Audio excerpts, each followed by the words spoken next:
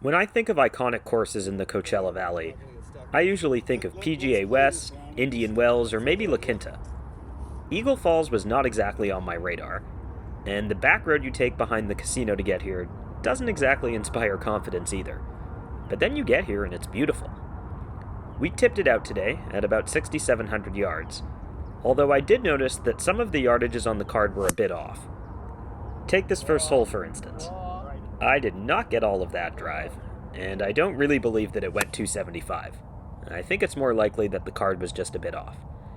In any event, I have a 9-iron in, and I just missed the green, but I have a decent look at it from the fringe here, and we'll get out of the first hole with a par.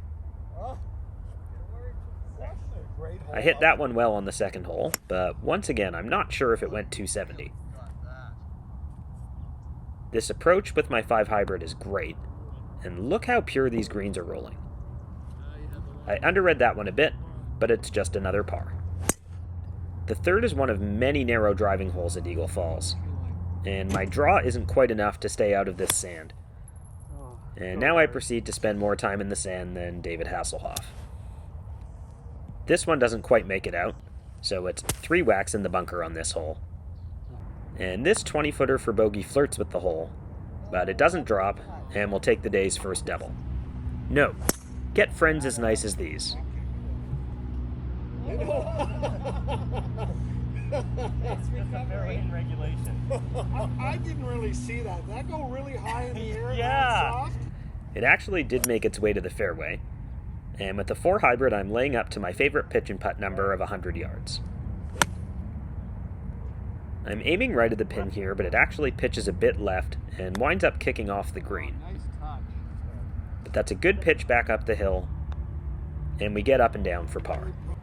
How's this for trusting your shot shape? That one flirts with the palm tree before drawing back to the middle of the fairway. And that's another good hybrid. We're really striking those well today. It's just off the green, but that's fine. And I probably gave that putt a bit too much respect, but I do clean up the par putt. I'm hitting a 9-iron here on 6, and just like the approach with the wedge a couple of holes ago, we are missing our targets a bit left today. The chip here will give us a look at getting out of here with a par, and we do. Subscribers to the channel will know that my game is predicated much more on avoiding big numbers than it is on making fistfuls of birdies every day. But that doesn't mean that every day we avoid the big numbers. Here on 7, this drive is not going to draw back, and I opt for the 2-stroke penalty, dropping my ball back in play. But then I do this.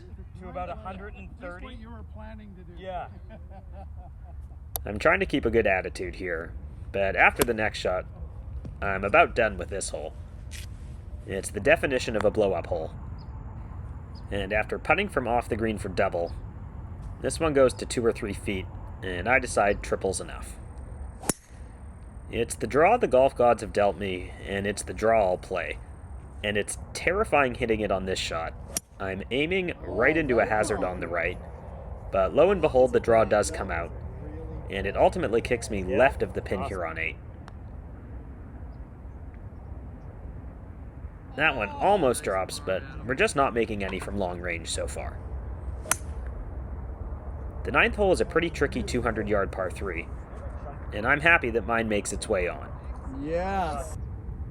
This is a very tricky 2-putt, up the hill and breaking quite a bit, and it actually almost falls in the hole, and I'll tap in for a par here on 9. And here's the best demonstration of blow-up holes ruining your day. We were very clean on 7 of 9 holes on the front. We scrambled well, we putted well, but 2 blow-up holes means we need to take 5 over heading into the back. Oh, that's very solid. That's a good drive on 10, but I follow it up with my first poor hybrid strike of the day. Get down. I'm worried this one will go left into the bushes, but I'm lucky that it stays here. But we've now hit 2 poor shots in a row. We almost get out of it with a par anyhow. And like I say, when bad shots lead to just bogeys, I'll never complain. This one's drivable, but it's 235 to carry all the crap, and I just get there. Good shot. Really Thanks. That's another good chip, Thanks. and it will lead to our day's first birdie. Great birdie.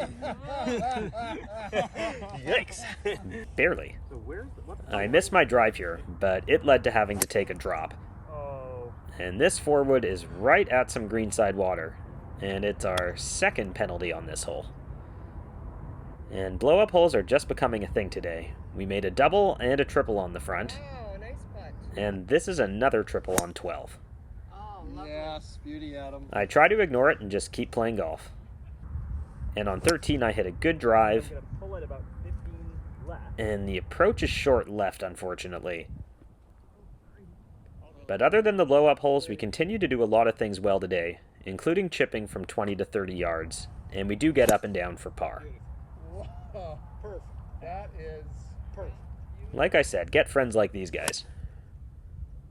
And with the same number we had on the last hole, this time we don't make the same mistake. And even though we're rolling it well, we still haven't made any from range today yet. This is a great little hole, although I do think it's longer than the 301 on the card, because one of my better drives that got a lot of rollout still had 75 in. In any event, I hit a good wedge here, but unfortunately it checks up right where it landed. And it's another putt from range that flirts with the hole and doesn't quite go in. This is the second of 2 poor hybrid strikes today. It finds a greenside bunker here, and this one didn't quite bite for me, so I have about 12 feet for par, and some days they're just not going in. Oh, holy shit. I wanted that one. That is the best of the day. Rory McIlroy says that he only hits his 10-bell drive once a day. Well, there's mine for the day. And it leads to a 7-iron in that will also give me a good look at birdie. No, I just didn't hit it. But it's another one from range that just won't drop for me. 18 at Eagle Falls is a great finisher. It's the only par 5 on the back, and it's got a really interesting approach. I don't have enough here to really go for it. There's water up the left, so I opt to lay up with a 7-iron. This one's all over it, and I'll have a great look at closing the day with a birdie. But unfortunately, that's the theme of the day. So I guess I played like a 7 handicap today. It sure didn't feel like it, with 2 triples on the card and a double. But that leads me to a topic that I've been meaning to talk about. I think there's a lot of misunderstanding in the comments about how the handicap system works. So I'm thinking about putting out a video soon talking about that. Stay tuned.